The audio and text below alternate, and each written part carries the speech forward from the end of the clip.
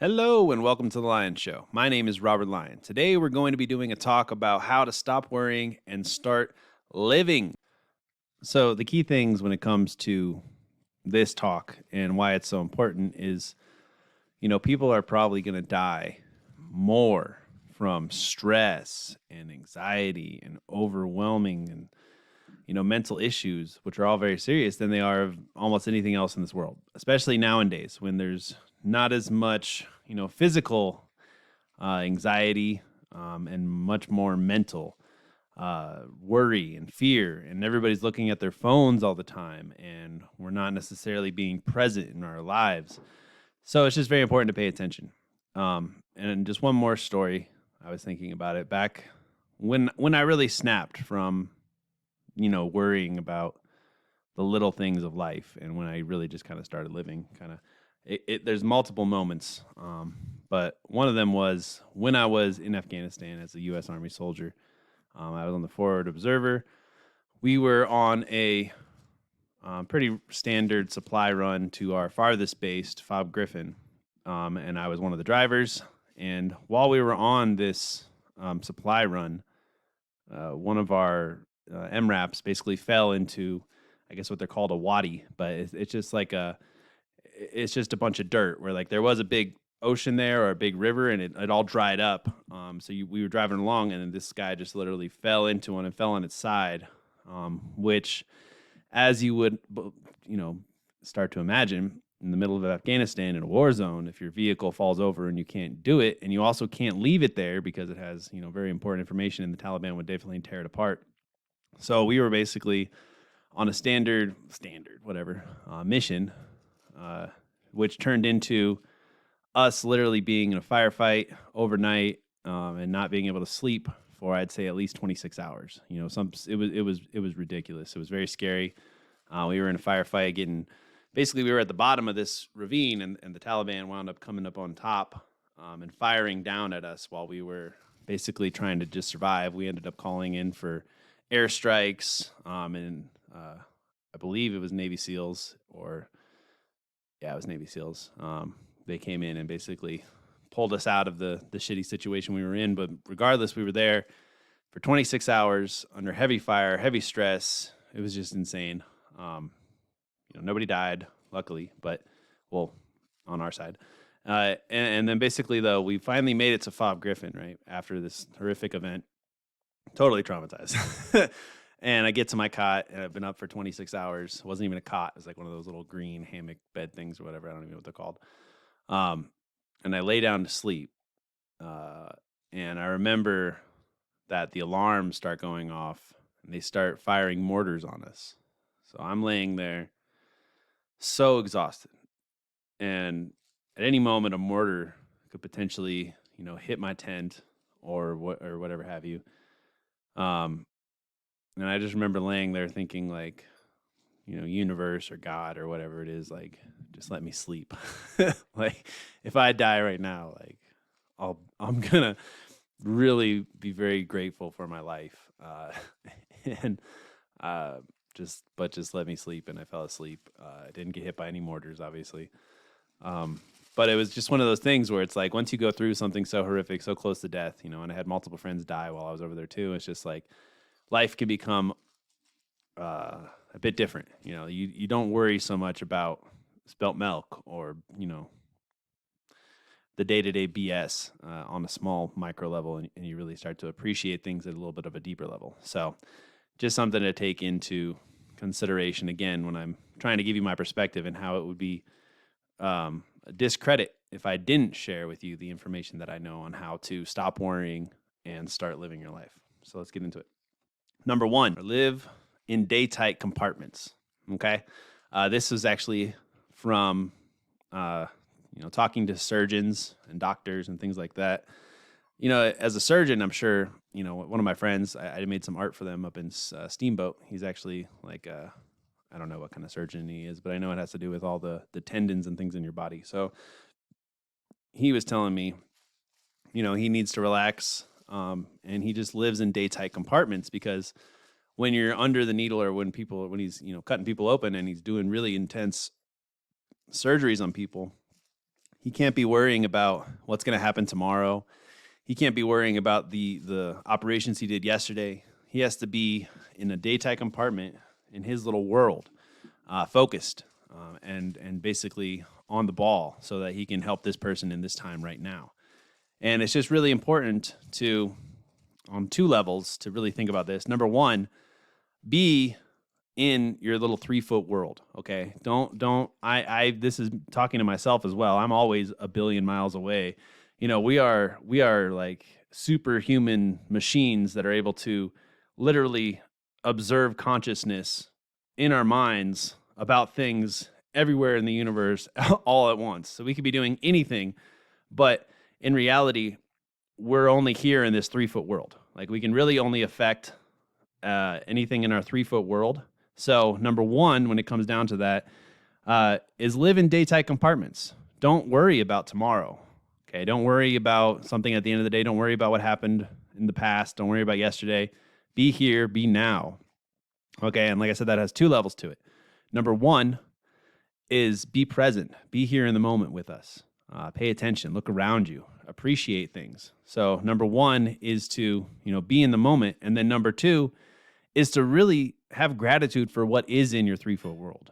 Okay, when you're with friends and family, when you're with people that are important to you, don't worry about jobs or don't worry about Instagram or any of that bullshit. Really appreciate the people that are right there with you in this moment at this exact time, because that's all you can really have and that's all you can really grasp onto as it goes and as it comes forward. So live in daytime compartments. And I'd like to share this quote. It's, "Our main business is not to see what lies dimly at a distance, but to do what lies clearly at hand." I mean, let me just say it again. Our main business is not to see what lies dimly at a distance, but to do what lies clearly at hand. Okay. And this just kind of goes back to, we create these worries in our minds constantly, worrying about things that are out of our control. When in reality, we can't do anything about them, and we'll get into that. But what we can do is what's right here, what's in our 3-foot world, what we can do right now. What we can do right now is incredible compared to our grandfathers and grandmothers and things like that of the past. Right now, within our 3-foot world, we can literally connect to everything in the entire world through the internet and through many other things. But there's no point in worrying about the future. There's no point in worrying about things that are out of our control, and to simply just do the tasks that we can do right now and not to worry about, lingering stresses, relationships, money issues, all those things that could potentially ruin the moment at where we are right now. All right, so that's number one. Just to summarize again, is just live in daytime compartments. I think that's really important, and I want you guys to all really think about that. All right, this goes back to Aristotle and his philosophies, and we've been using it as human beings for thousands of years. So it's got to be some sort of hack to stop worrying and start living your life. All right, so it's get the facts, analyze the facts, arrive at a decision, act on that decision. All right, this just goes back to like I said before, we're growing up with a father who was, very bipolar, had these manic episodes and then periods where he was extremely paranoid about everything, made me question everything. Is anything true? And when I started questioning things, I very, very quickly realized that 90% of the rules in life are BS. Just to be honest with you. Yeah, laws are important and stuff, but they keep people safe. But to live inside of a constricted box is the opposite of living a fulfilled life. And there are extremes, and I experienced all those. And then there are also setbacks and people living too safe and being too cautious and harnessing and not living their best life or reaching out their max potential. So when I decided that I need to get the facts, I really went out there and I tested everything, and I went full force. But as it pertains to you, in order for you to stop worrying and start living, you need to sit down with a pen and paper if you're worried about something. If it's a business, if it's a relationship, if it's a problem in your life that has been egging you and hurting you, stressing you out, sit down and write down and get the facts. All right, none of this wishy-washy, mojo, jojo bullshit. Facts, honest, physics, things that you are tangible, okay? So you get the facts. Once you get these facts, especially if you're in a business or anything else like that, the problem is going to be right in front of you, all right? So then you have to analyze, all right? Analyzing is basically just rereading and rethinking about what are the facts of the actual nature of the beast that you're trying to conquer. And then you have to arrive at a decision. That's probably one of the hardest parts for people, especially if you're a worrier. Being indecisive is terrible. I'm indecisive. I have so many good ideas and I want to do all of them, but I can't do all of them. The hard truth is that you can't do everything. But when you get the facts and you analyze the facts, your list of facts is going to funnel into a decision or multiple decisions, and then you're going to have to pick one. All right? Scared money don't make none. And pretty much what I live by is always take immediate, intelligent action when it's possible. Okay? I want to get that like tattooed on my forehead. Immediate, intelligent action. Something you should really take to heart. But get the facts, analyze the facts, arrive at a decision, and then we have to act upon that decision. And that's going to take most of the worry out of these large problems, large, anxious things that are eating us inside. And remember, guys, once you get into the movement of actually making progress on your goals, well, a lot of this anxiety is going to disappear. You're going to feel better. You're not going to have these, ulcers or these heavy burdens, and a weight can be lifted off your shoulders. So it's very important to take to heart what I'm saying, which is get the facts. If something is totally screwed up in your life and you're worried about it and you can't sleep, and then you need to sit down with a pen and paper. You need to get the facts, analyze the facts, arrive at a decision, act on that decision. And so to summarize, if you have a very scary problem happening next Tuesday, don't sit there and worry about it until next Tuesday. Start by getting the facts so that you are more prepared, so that you can make the correct decision and not worry anymore. You can spend your time getting the facts, analyzing the facts, arriving at a decision, and then next Tuesday, you can act upon this decision. And I am here to tell you that that is the best way to get over your worry on one way. All right, on to number 3, how to stop worrying about 50% of your business worries, or how to eliminate 50% of your business worries. Now, if you've ever been in business, if you're an entrepreneur, if you're one of those high-strung people, you probably hear me saying this, and you automatically think, this guy's full of shit.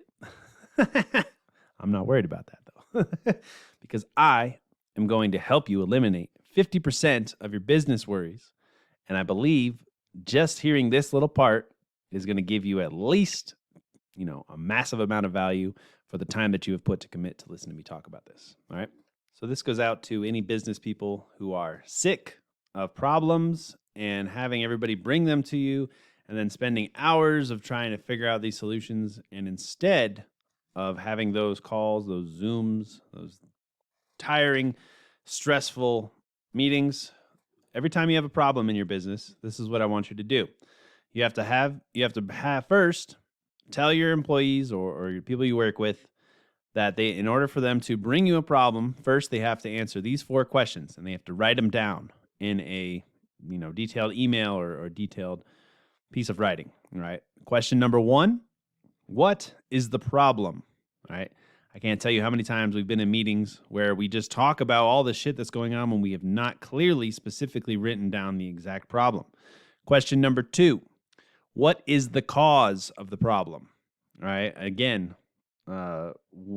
what's causing these issues? What is your opinion and what is causing these issues? Okay. So this is empowering your employee to think and analyze the situation instead of just dumping it on you and having no idea exactly where it's coming from. But this allows you to fully analyze the situation. All right. Question number 3: what are all the possible solutions to the problem? All right. Instead of having a group of people, spewing bullshit, the person who sees the problem and brings it to you has to sit down and write all the possible solutions to the problem And finally, the fourth question, what solution do you suggest? Boom. This allows you to stop having these stupid meetings, eliminate at least 50%, if not more, of the stressful meetings, the stressful problems, because this has the person who's in charge, gives them the power to not only compile the facts, but come up with a solution, and then also give them an opportunity to have you hear their solution and hear what they think is the best way to take action and to move forward with this. So again, question number 1 was, what is the problem? Question number 2, what is the cause of the problem? Question number 3, what are all the possible solutions to the problem? And question number 4, what solution do you suggest? Take that to heart. And that doesn't just have to be in business. That could be for anything. Analyzing those problems and those questions is going to literally have the answer pop out at you like a piece of toast coming out of a toaster, okay? It's really going to take those stressful meetings that are probably making you turn in your stomach and turn them into focused solution planning calls, whatever you want to call them, all right? I hope that was helpful. Let's go on to number 4 of how to stop worrying and start living. Number 4, how to crowd worry out of your mind. All right, so this basically, I think we've all done this before. Whenever we are super anxious and tired or we have a big stressful thing going on, the easiest way to get the worry out of our mind and crowd it out is to start taking action and doing something. Start cleaning, start building, start doing things. And it basically comes down to, it's difficult to worry if you're doing something that requires planning and thinking. Okay, so if you're ever super anxious, I recommend you start planning your life, vision boards, start cleaning, and things of that nature. This comes back to Winston Churchill when he was, working 18-hour days and trying to command the military to win a war. He said, "Worry, I have no time for worry." So if you ever are feeling overwhelmed, super anxious, basically get busy and fill your life with stimulating activities. All right, a lot of times though, people are real worried before bed. You can always try and read books, work out, clean, but there's no point in stressing yourself out when there's nothing you can do about certain things. So it's much more practical and meditative if you can put your focus into doing activities, move your energy. I think it's one of the biggest things today is we do a lot of sitting, we do a lot of staring at screens, and then we do a lot of worrying when we're not staring at those screens because we're looking for that next hit of dopamine. But getting up, cleaning, going for walks, moving that energy, getting busy, building things, these are key points to help you stop worrying and start living your life, especially if you can come up with intelligent actions that you can take to better your lives, okay? One of the absolute most important things that I ever did for my life is I figured out a way to study and make money, okay? At the same time, I would make these wood sculptures with my hands while I would listen to audiobooks and listen to podcasts and things of that nature. I've made hundreds of thousands of dollars selling these like funny little sculptures, but the real benefit and the reason that I'm here to, drop the knowledge on you today is that I've read thousands and thousands of hours of books. And I started that basically by first figuring out how I can learn and then figuring out how I can earn and putting them together. But I was totally worried. I was totally stressed out about life. When I first started this stuff, I was just gotten divorced. I didn't have a freaking driver's license because I got a DUI. I was doing a bunch of stupid stuff. And I just was going nowhere. And I figured out, I think it was probably from Ty Lopez, to be honest. He said, read a book a day. And I was like, okay, well, I can do that. I started reading a book a day. And then I started learning how to, make money with my hands. I started a scrapping business where I would tear apart metal things that people were throwing away, and I'd take them to the scrapyard. And then I started a t-shirt business, and then I started the chainsaw carving thing, and I had a mentor for that. And that led to me understanding that I really enjoy learning by listening to audiobooks as opposed to reading. I would still read every day, but I was able to attain because I loved music and I always loved listening. But essentially, when I was totally stressed out and at the worst part of my life, I just had to figure out something to get busy. And I would crowd the worry out, and I would really just focus on taking action and doing things that are beneficial for my body, my soul, my mind. And I would really level those down. I found that yoga is one of the most important things in my life, meditation, consistently learning, and like really studying topics and really diving deep and getting all the information. I really enjoy that, as well as it benefits me in all that I do. Working out, obviously lifting heavy weights, running, going for walks, all the things that are good for you, planning your health, planning your diet, cooking really weird, healthy food, like baking. That's something that people really like to do, I guess, when you're stressed out. But it's just one of those things when you guys have too much going on up here, it's really good to move your body. It's really good to, again, fill your life with stimulating activities. Go to your church, go help people. One of the weirdest things that I've found is a lot of people that are totally out of control in their mental and then their physical. They want to control other people, right? But a way that we can flip that around is that if you're totally like sad or not messed up, but just sad, anxious, worried, the thing that you can really do to make yourself feel better is to go help other people. If you start thinking and smiling, what's the word? I don't think it's charming. Cheery. That's the word I'm looking for. If you start having a cheery mindset and you start bringing cheer to other people, you will have cheer. So if you start helping other people solve their problems, you're going to solve your problems. I think it goes back to Zig Ziglar. He says, you can have anything you want in this life as long as you help other people get there first. But I think that's today's first part, wrapping it up, I guess, on how to stop worrying and start living. So I hope this is very beneficial. My main mission, again, is to bring 100x value to your life. All I ask in return is that you share this with somebody who might be going through a struggle, or just anybody that might enjoy listening to this. Like, subscribe, leave a comment. All those things really help that YouTube algorithm and the algorithms for all the stupid platforms out there to help more people see this and reach more people and help more people. So let's just summarize one more time. What we've learned is, number one, live in day-tight compartments. Be in your 3-foot world, all right? Don't worry about tomorrow. Don't worry about the future or the past. Number two, get the facts, analyze the facts, arrive at a decision, act on that decision. All right. Immediate, intelligent action is going to get you where you want to go. Every single one of my mentors that I know that have been successful at anything is because they see an opportunity and they act on it right then and there. And I need to remember that, and you need to remember that. Number three, how to basically cut out like 50% of your business worries, all right, is instead of having your employees bring you all these problems, because especially if you're a CEO or an entrepreneur, you're always putting out fires. That's literally what your job becomes. So instead of constantly people bringing you these problems, bringing you these fires, whenever there is one, have them answer the 4 questions and write them down, because it'll actually cause them to think about them and to come up with a solution. The 4 questions were, what is the problem? And then this could be for your life too. This could be for anything. So question number 1, what is the problem? Question number 2, what is the cause of the problem? Number 3, what are all the possible solutions to the problem? Number 4, what solution do you suggest?